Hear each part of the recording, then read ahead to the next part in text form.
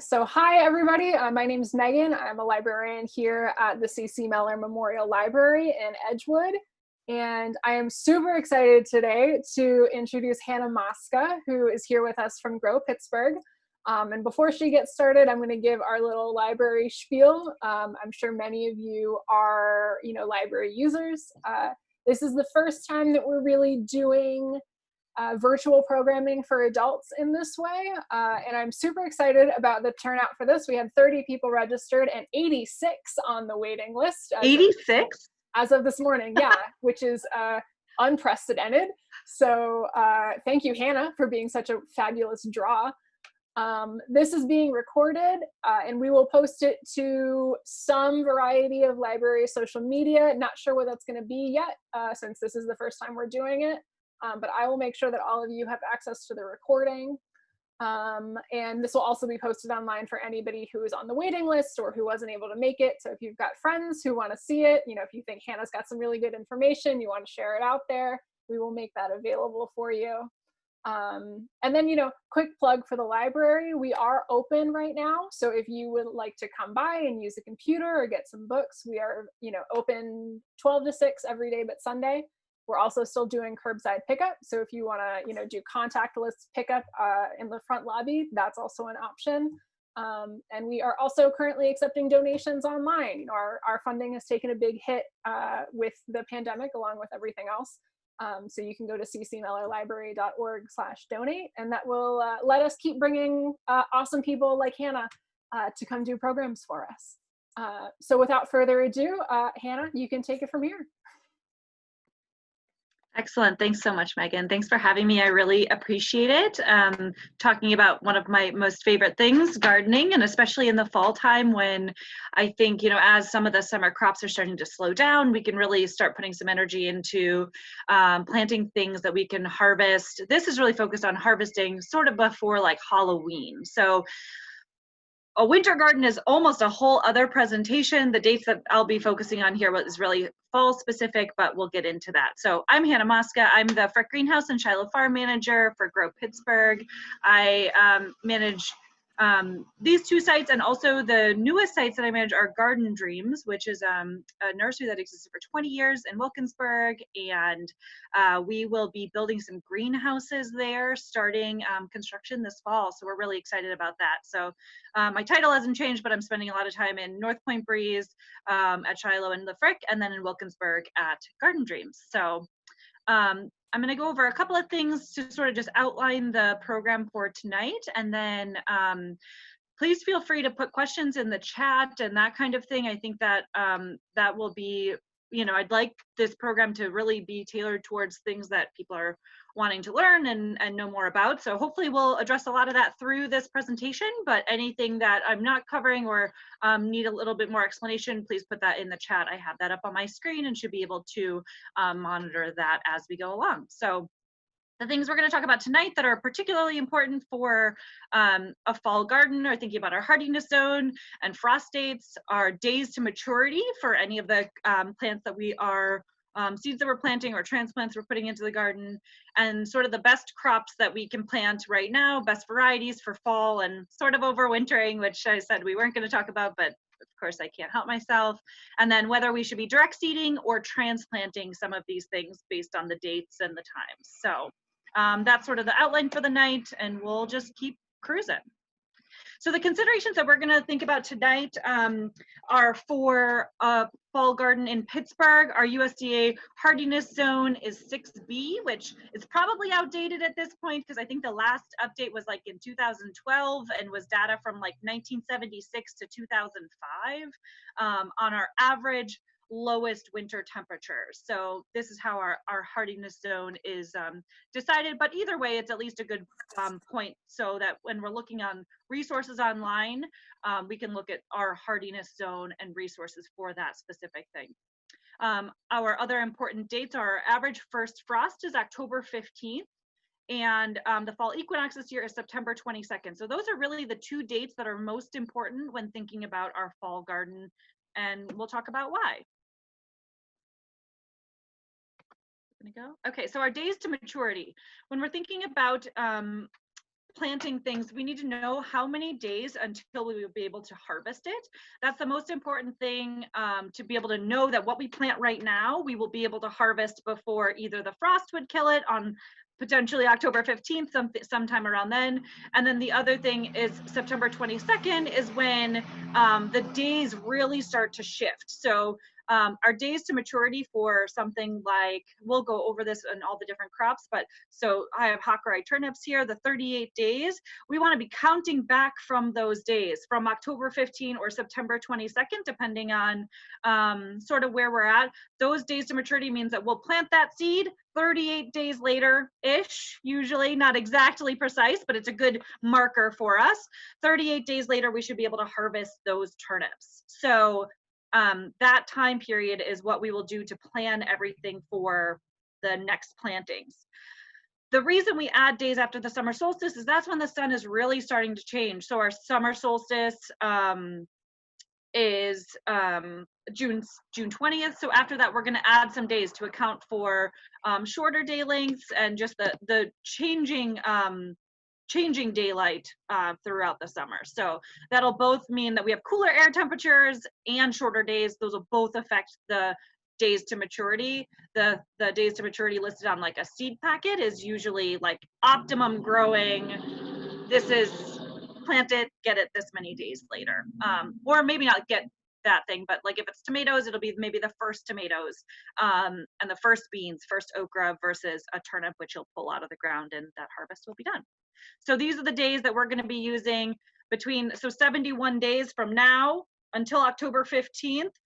So anything theoretically less than that, but at this point in the year, we're really adding, like after the summer solstice, maybe June 20th, you add a couple days, maybe 3-5 days to your days to maturity. Right now, I'd be adding probably 2 weeks.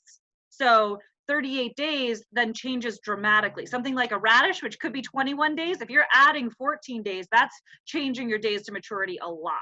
So at this time of year, since we're already, I mean, it's only the beginning of August, it feels like we're in the middle of summer, but a fall garden really requires some forethought for bigger things like beans, squash, things like that. But there's plenty of things we can still plant right now and harvest before Halloween. So fall plants are sort of broken up into 2 categories, something that's like quick growing, like radishes, beets, bush beans, carrots, cucumbers. These are all between 21 to 50 days, 55 maybe, to from seed to harvest. The other category is something that is frost tolerant, like brassicas, carrots, parsnips, scallions, spinach, turnips. Those won't be affected if on October 15th we get our first frost. Those are still in the ground. Those will be totally fine. Whereas something like a tomato, we get our first frost, that's the end of the plant. So quick growing in comparison to things that are in the ground for the entire season, like tomatoes, peppers, eggplants, anything that's 80 to even more days than that, 80 to 110, something like that. So these are relatively quick growing, radishes being the fastest, some of them at 21 days, which is pretty incredible. So these are sort of the 2 categories of things that we'll consider planting for the fall. And there's lots of benefits to planting a fall garden. Thinking about, I just said there's more time to maturity. If we're adding days, there's more time, but there's also less pests and less diseases, which is really welcomed for the fall garden after you're battling things. Today we were picking off cabbage loopers and harlequin beetles and Japanese beetles and flea beetles. There's so many things to be sort of concerned with in the summer, the middle of the summer garden, but these really dramatically lessen with the cooler temperatures.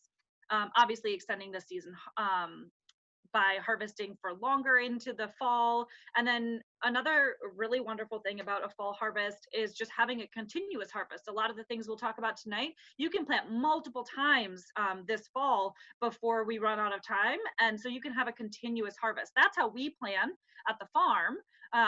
At Shiloh Farm, we have a weekly farm stand. So we're planning for a continuous harvest so that we are able to have, you know, produce on a weekly basis. So, and that's something that you can absolutely do at home.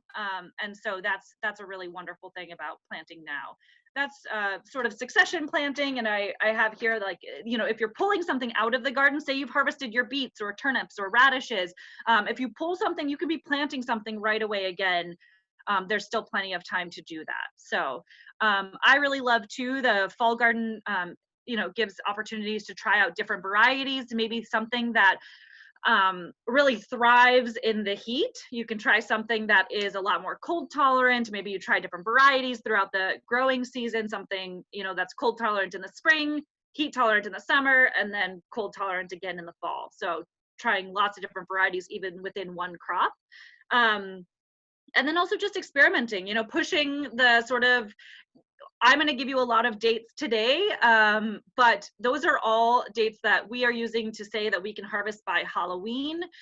There's a lot of other things that if you want to continue past that, or if you want to cover things with row cover or with, you know, some kind of protection, you can experiment with how far we can really push that season extension, because you could certainly be harvesting things in January if you want to be, but that's a different presentation. So some important tools that I really like is there's so much information online, which is so awesome, because it seems like everyone has started a garden this year, maybe for the first time, and expanded their gardens and just maybe tried some new things, which is so awesome. But online, there's a ton of information, and not all of it is relevant to where we are at. A lot of it, you know, is specific to places that are a lot warmer than ours. We are here in Pittsburgh, and therefore the information maybe just isn't accurate. So make sure that what you're finding is that they're either in a comparable growing zone or maybe colder. I often actually look to people in Minnesota, and I moved here from the Midwest, so a lot of the resources I really like are in Minnesota, and I know if they're pushing their growing zone that we can try those things here in Pittsburgh too. So I always gather inspiration from colder growing zones, but warmer, the information just may not be applicable. So the other thing is that there's like a lot of information about frost calculators and things like that. The Farmer's Almanac, when I was doing research for this presentation, they said our last frost date, based on Pittsburgh, typing in my zip code, it said my last frost date was April 23rd, which if you planted a garden in May, you know we had a 27-degree night. You know, I think it was May 9th or something. It was still very cold. So don't always trust that information. Keep records of, you know, what dates and what things are happening year to year, because that will ultimately be the best information that you have. But there are lots of tools and lots of great things that are helpful, but just make sure that sometimes it's just also using logic. Like, we know our last frost date is not in April in Pittsburgh. So and then a couple other things that I really like that are super helpful is this Johnny's Fall Harvest Planting Calculator. I'm going to switch my screen really quick. This is a resource that you can find on Johnny's website. Johnny's is a site, a seed company. They're based in Vermont. I buy so many seeds from them. I probably spend the most money of any seed company at Johnny's. I think they have fabulous resources. They've got a lot of great information, great quality seeds, lots of organic things, all sorts of things. So anyways, this planting calculator is awesome, because here what you can see, when I opened this up originally, it said 10/1/20. And all these dates were based on my first frost date of 10/1. I'm going to change that to 10/15, and you can watch the dates change based on that. And what they're doing, they're giving you exactly when you can plant baby lettuce until August 18th. And then something like parsnips, you should have planted in June 6th to get parsnips. And we'll talk about that too. So this is a really wonderful thing, and you can adjust these dates. I think, pardon me, there's a parade of cars going by. But I think that our growing zones probably ultimately are based on global warming and climate change, I think we probably are moving into a warmer growing zone. If that was adjusted, I think we probably would. I think our frost date could probably be pushed back a little bit later, but running a farm, I don't have I can't risk losing a lot of plants on our farm. So I always stick with the 10-15, but you could play with that date, see how it changes your dates. And what they're doing, this calculator, like I said, at this time of year, we're going to add 2 weeks. It says here on the side, days to maturity, average harvest period, fall factor, which is adding 2 weeks, and counting back from the first frost date. So this is a really awesome resource. Again, I just got this from the Johnny's website. I couldn't put a link in here to share with you because it actually just opens up this Excel document automatically. So lots of really awesome resources like this. Another one that they have that's really great is, I'm going to come here and click on this. This is, when we talked about planting different varieties, they have lots of things called planting programs for lots of different crops. And so this shows you, this is Johnny's head lettuce variety planting program. It'll show you what to plant in the early season, mid-season, and late season. So things that are both all lettuce is cold tolerant. So the one, maybe not frost tolerant, but cold tolerant. But it's really about these mid-season for hot summer lettuce. If you've tried growing it in the middle of summer, it can be really challenging if you have varieties that do not take any heat, and they'll just immediately bolt or go to seed and get bitter. So these right in the middle, this mid-season, are selected for heat tolerance. So it shows you all throughout the season, these are the different varieties that you should plant, when you should plant them, those kinds of things. So really great resources there. And then another thing that I love that's a local thing is our Penn State Master Gardener hotline. I'm not sure anyone is actually answering the phones right now, but I know that they've got a place to submit questions online also. So if you have a weird pest or a disease or things like that, the Penn State Master Gardener hotline is really, really awesome. And I can probably pull that link up later too. But these are some of the things that I use again, to plant at the farm, and I think are really useful and applicable to home gardens as well.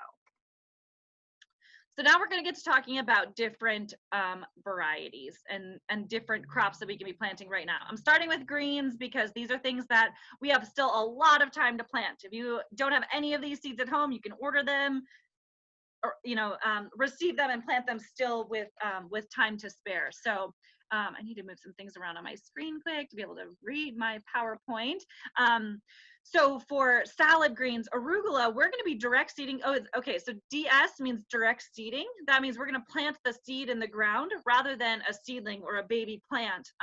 Most things at this time of year and where we're at, I did a lot of things that are direct seeded because realistically, I think probably most people don't have things started at home already. And a lot of the nurseries are selling like clearance tomatoes, but not fall greens and things. So I have on here most things that are direct seeded. I also think it's an easy way to be able to just jumpstart without having grow lights and things like that. So for salad greens, we're going to focus on 4 different ones, but there are so many more that we could talk about.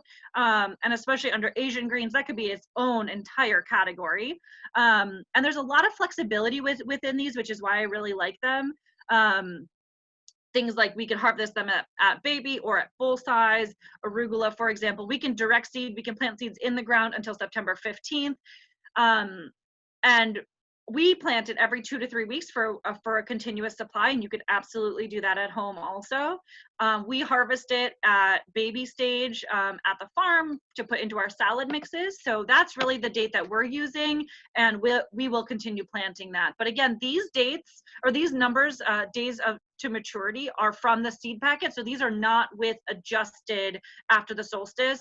These theoretically, based on Johnny's planting calculator, would have another 14 days on them, which you can see something that's 21 days like arugula. If we're adding 14, that dramatically changes the way that it is. But I think, really until September 22nd, when the sun starts to change again dramatically, Right now we're losing about, I don't know, 2.5, 3 minutes of daylight each day. That's how much it's shifting. But from now until then, we lose hours of daylight. We're at about 14 hours of daylight right now. And by September 22nd, we'll be at 12 and going down from there. So once the daylight starts to shift, that really, things will not die after that, but they will sort of almost go dormant and slow down so much that they essentially will not, things like beets and radishes won't bulb anymore once we're past that date. So even if you could plant it after that and it wouldn't die from the frost, it also wouldn't produce, you would essentially just have radish greens or beet greens. You could certainly plant them later than that for that. But so these are things that we can plant and harvest multiple times before then. This can be direct seeded through September 15th. That's true for a lot of these, the spinach, arugula. And again, I have here that like we could be planting these much later if you're looking for a harvest past October 31st. If you have a plan for covering and overwintering, these dates can definitely be pushed. So spinach, arugula, Asian greens, definitely those are lots of different things we can plant. Tatsoi, Mizuna, Tokyo Bekena. We, again, do all of those at 21 days for our sort of like an Asian mix that we put together. We plant those every 2 to 3 weeks. We can direct seed those through September 15th. Something like lettuce, which is a little bit slower growing, at 28 days, which again, with adjusted time, we plant those by September 1st. Head lettuce, we do almost a month earlier, but you can direct seed or transplant those. But and all of the varieties that I have listed here are all ones that are the most cold tolerant varieties within each of these. So for arugula, standard or astro, spinach, the Corvair and Carmel are the two that are sort of selected for overwintering. Oh, this is an important thing about Johnny's also. You can go on there and if you search spinach, there's a drop down on the left side that you can click where it'll say best for overwintering or best for winter growing, best heat tolerance, depending on what you're looking for. It's just under additional characteristics on the left side, which is really awesome. So any of the varieties here are ones that either we grow or are best selected for those things. So arugula, spinach, lettuce, Asian greens, and none of those are probably very surprising. We can grow those quickly and in lots of successions. And these are things you can plant in little blocks. If you're planting them as babies, you can just sprinkle those seeds. They can be packed closer together than if you were growing them to full size, which also means you can, pack a lot of plants in a small space too, which is great. So that's salad greens. These, the other things that are still greens but are a little bit longer to maturity are leafy greens like kale, collards, mustard, Swiss chard. At this point, we would need to be transplanting them. We're still transplanting them on the farm, but direct seeding really should be done by July 19th. So the varieties that we're transplanting right now are winter boar and Siberian. You can see here the Siberian kale could certainly be planted as a baby green. That would be 25 days. Then you could push that date back. If you were just growing it as a baby instead of full size, you could direct seed those right now because those are almost closer to a radish.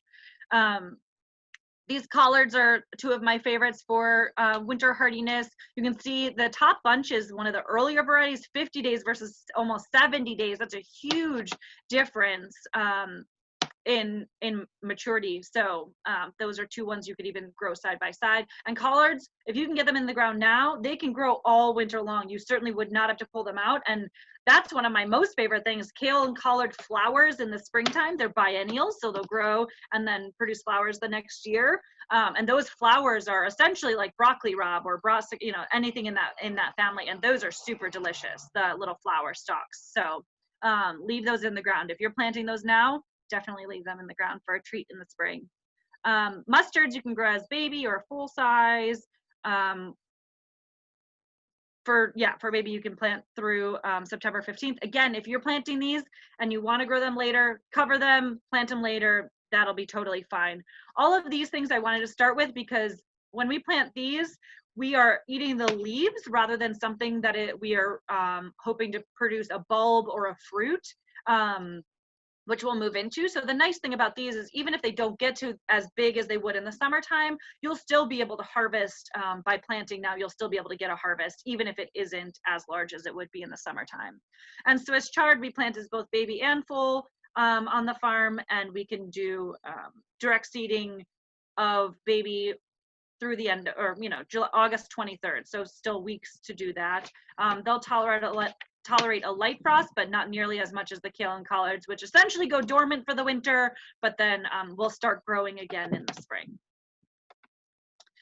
Onto roots. Lots of things here that we can definitely plant and be able to harvest also. I've mentioned multiple times now, 21 days. The roots, these radishes, we can plant them all the way through September 9th, probably September 15th, realistically, 21 days.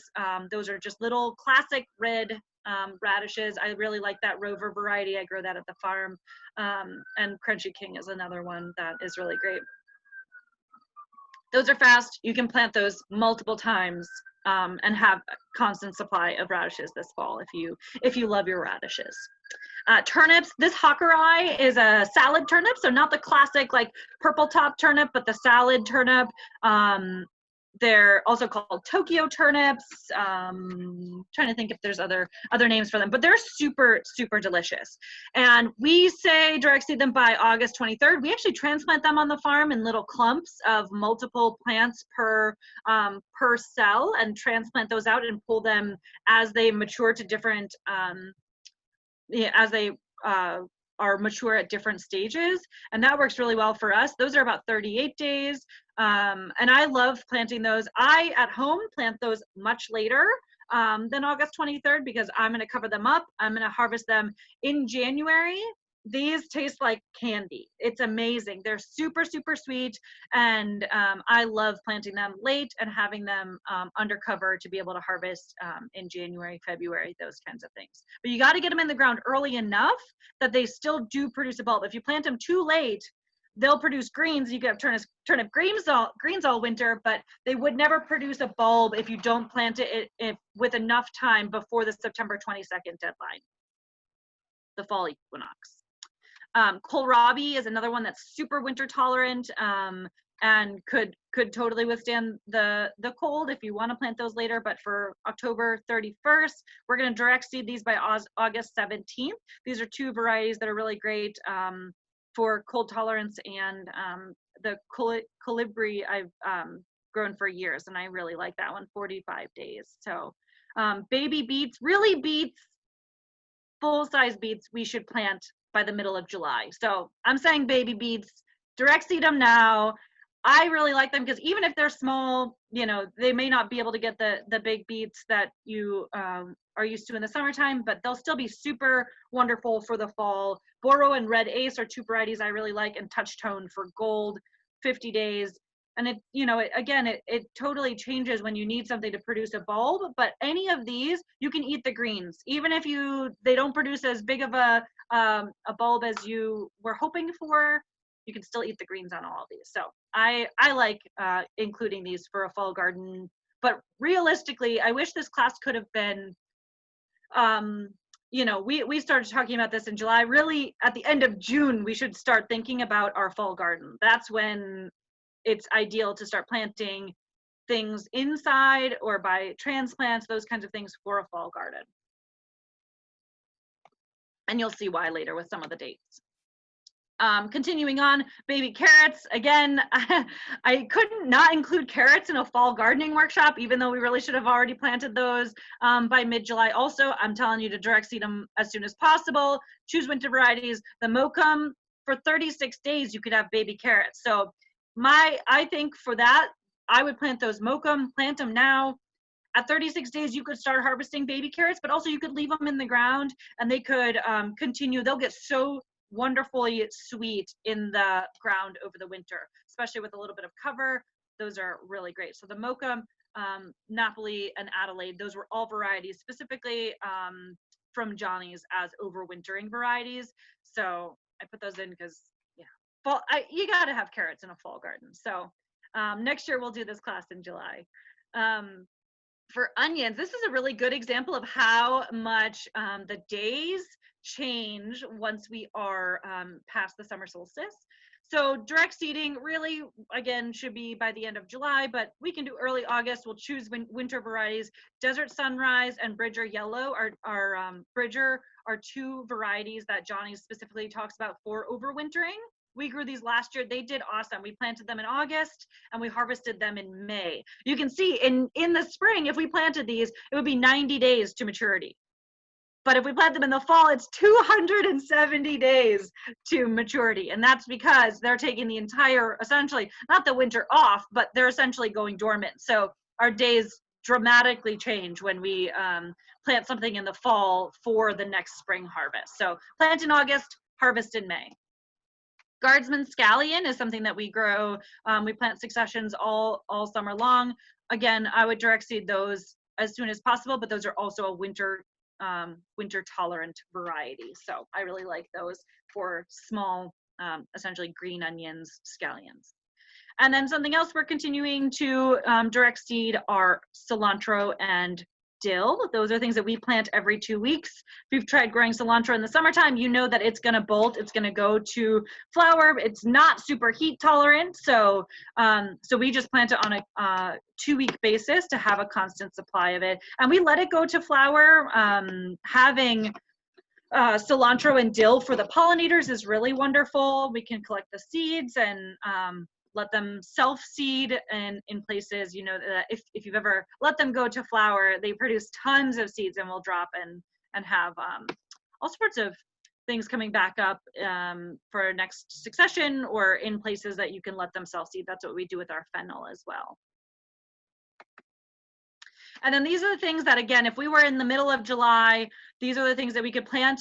I'm going to say we're too late because it's something that puts a lot of energy into producing a plant, and then it will maybe start producing before the frost, but you would not get much off of them if they do. So really by the end of July or middle of July for these things: summer squash, bush beans, cucumbers, peas. Maybe you've already planted some of these things in the spring or in the summer, but these are really wonderful things to plant multiple successions of. Summer squash we plant every 3 weeks, so we just transplanted, I think, our 3rd or 4th succession. We start planting them outside in April under cover, and they're 47 or 50 days.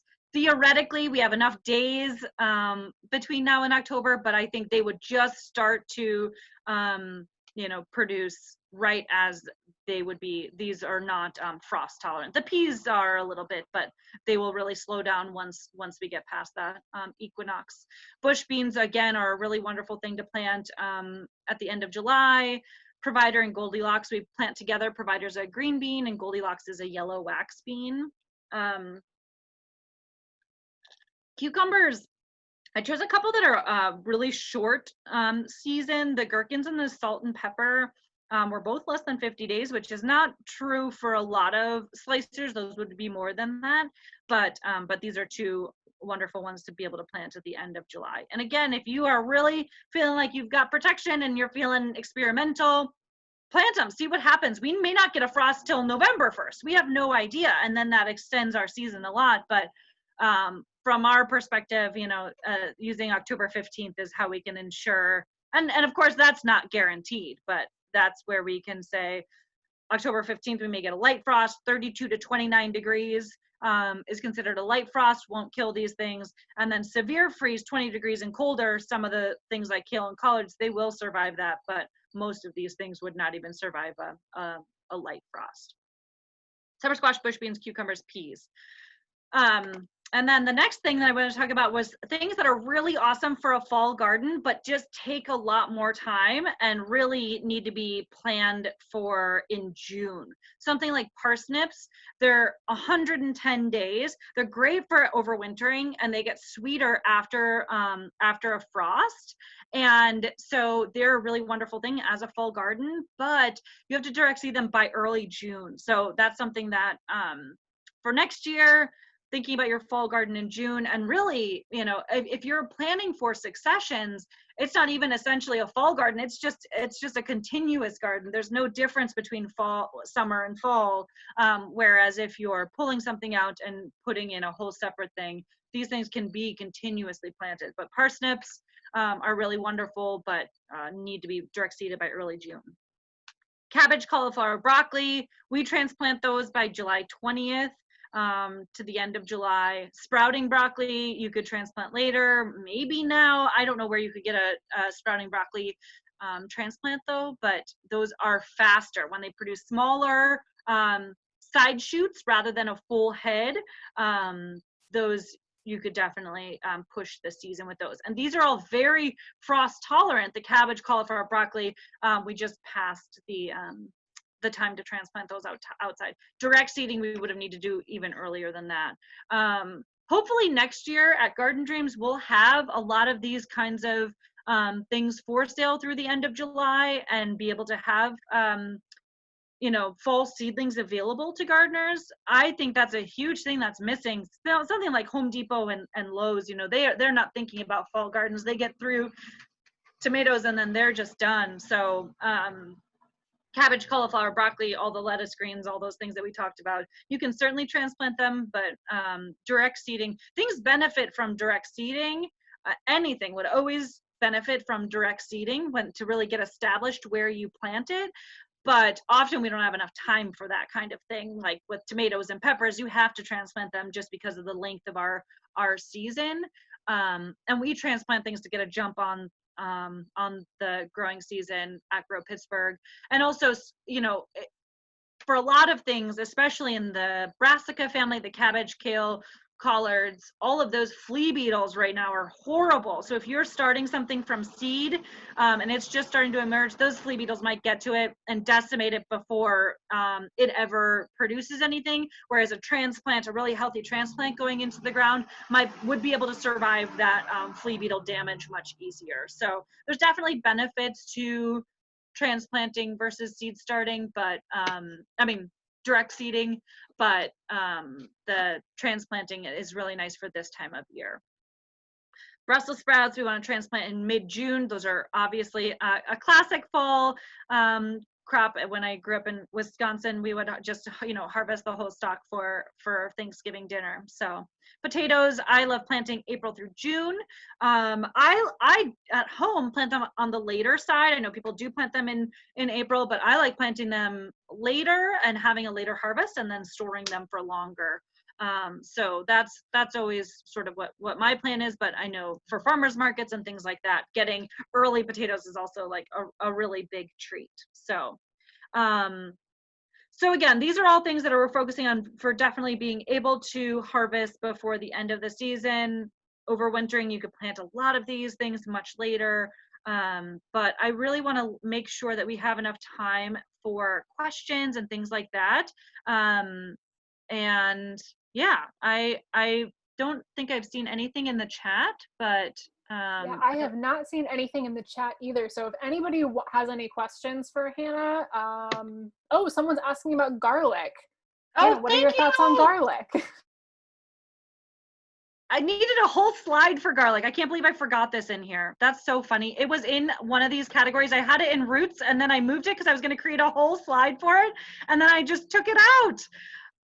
Obviously, garlic is one of the best fall. You plant it in the fall and then harvest it. So we always plant it around Halloween. You can plant it into the beginning of November here also, but I like the sort of tradition of planting around Halloween and harvesting around 4th of July. Those are the sort of two holidays that earmark or bookmark the garlic season. And it's great to be able to plant it. Then after you pull other things, you can amend the bed and put down some compost or fertilizer. There's lots of really wonderful garlic varieties out there. On the farm, we grow German white and music.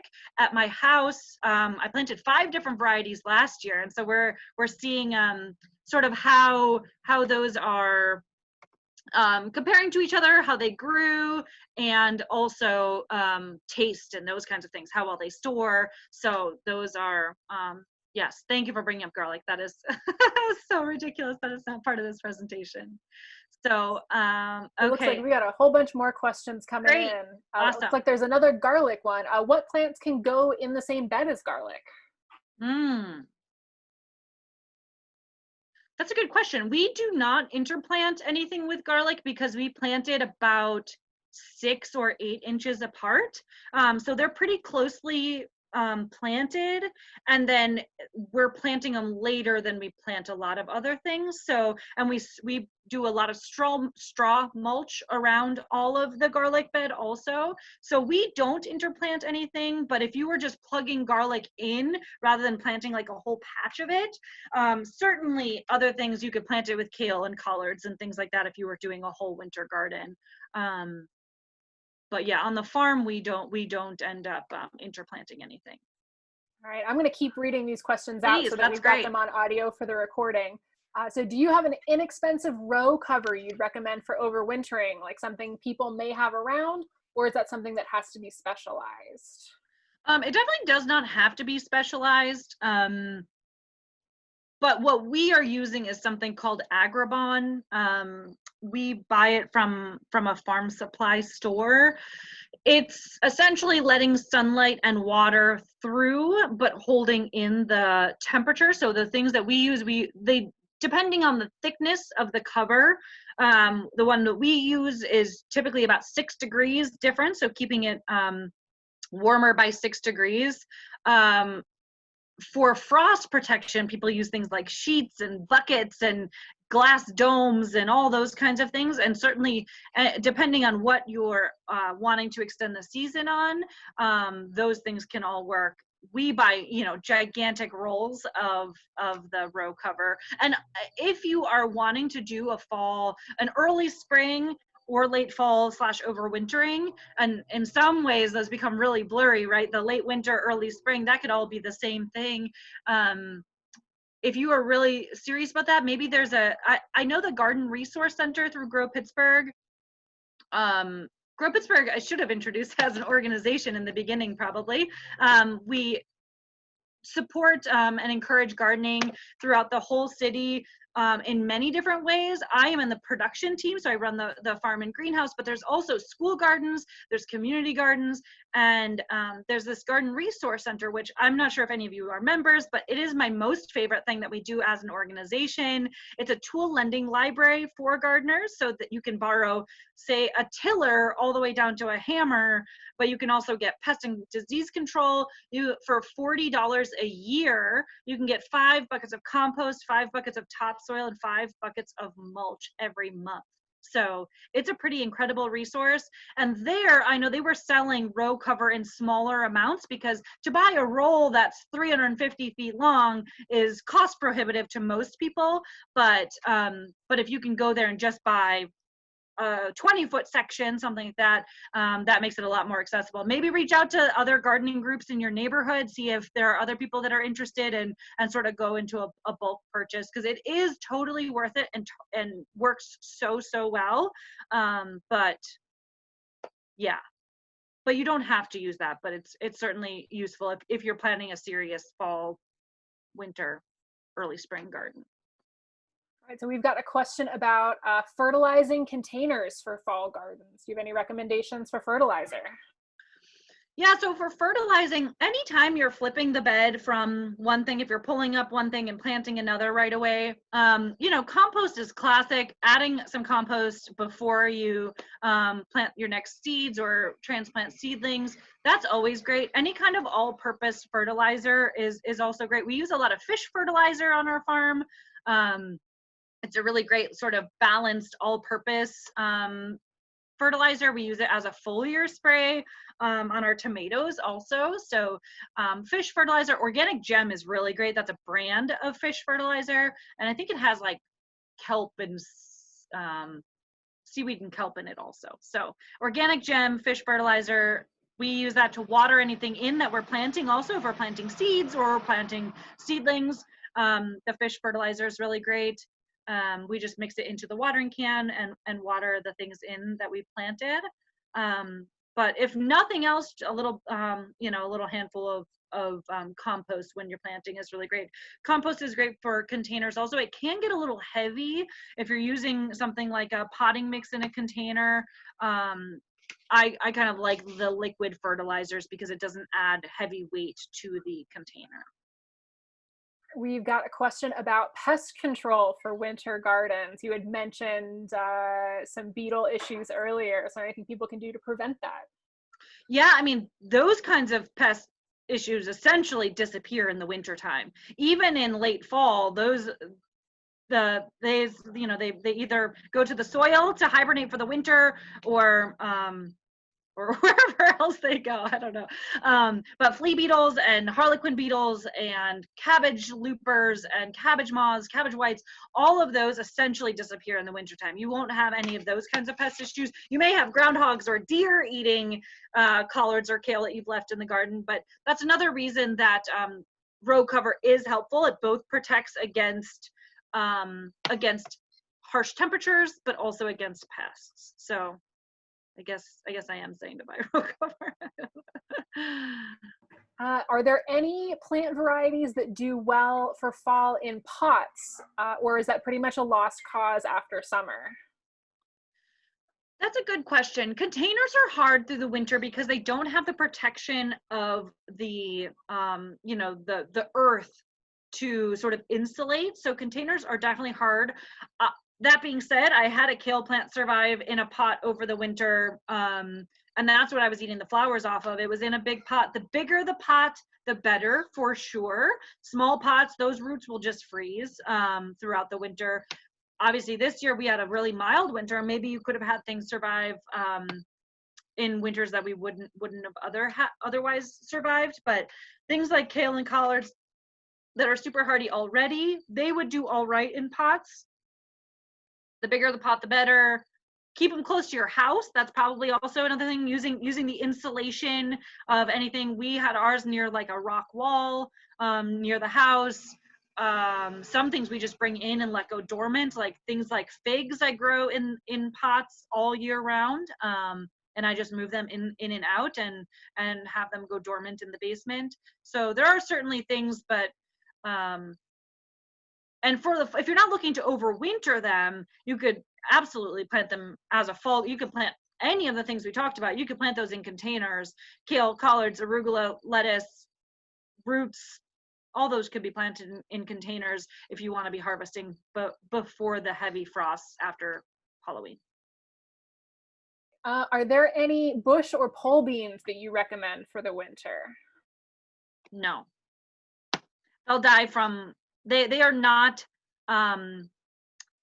frost tolerant, so they are not things that you can grow. Something so like I said, some of them are 40, let me see, I think I have one that are 50 and 52 days. So those are ones you could plant now and see, maybe you could get some beans before the frost, and maybe they would continue producing if we had a later frost, but none of them are super frost tolerant to grow through the winter. Looks like, okay, we got one more question here. Is there a cover crop that I could put in after fall crops, or is a bed with fall crops going to be done too late for any of that? It depends on what you're growing, for sure. Like something like a radish that you're pulling and it is done is very different than something like kale or collards that you might leave in the ground. But we plant rye on the farm, mostly winter rye, and we plant that through Thanksgiving. So theoretically, if you're pulling everything else out by the end of October, early November, mid-November, depending on how the winter goes, the fall goes, you could certainly plant. I mean, Thanksgiving's pushing it. I like to get it in before that, but winter rye I really like, and we plant that through November. So if you were harvesting things through the end of October, you could certainly plant other things after that. All right, we've got one last question here, and then unfortunately we're going to have to wrap up because we've got another program scheduled after this. So are we too late for pumpkins for Halloween? Yeah. Unfortunately, pumpkins are so wonderful and like a classically fall plant, but they take a really long time. So that's something we plant our pumpkins by seed after the first frost. So we plant them in May. Yeah, winter squash take a long time. Summer squash are really fast. These Dunja and Golden Glory I have here, I grow both of those and love them. They're 47 and 50 days. I don't know off the top of my head how long pumpkins are, but I would say closer to 80 and above for days. So we have to plant those by June. All right, well, thank you, Hannah, so much for coming in and doing this presentation for us. I personally am about ready to get out there and throw some things in the ground tonight. So where can people support Grow Pittsburgh? Yeah, you know, I should really put a whole slide in here. I'm going to actually add a slide really quickly so you have my contact information. growpittsburgh.org. This is who I am, and Grow Pittsburgh, our website. And check out the Garden Resource Center if that's something that you are interested in. This is our website. Can I still do this as, yeah, very professional. Oh my gosh. Growpittsburgh.org. You can check out all of our programming. I'll be teaching some in-person classes. My first class on Zoom. I hope that this went all right. I know I talk really fast, and this whole not be able to get like feedback and people asking me questions is a little challenging. But I'm going to be teaching some in-person classes at Churchview. We'll be doing, because they have a nice big farm in Baldwin, we can spread out. We'll be teaching Tomato School Part 2, where we're tasting all the heirloom tomatoes that she's growing there side by side, and Pepper School. But lots of information about all the amazing work that Grow Pittsburgh does. It's such an amazing place to work and to be able to experiment with growing these things. And we run a weekly farm stand at Shiloh Farm in North Point Breeze. If you're familiar with the Center for Creative Reuse or Construction Junction, we're right around the corner from there. Every Thursday, 2:30 to 6:30, we set up and sell the vegetables we grow on the farm. So come by and say hello.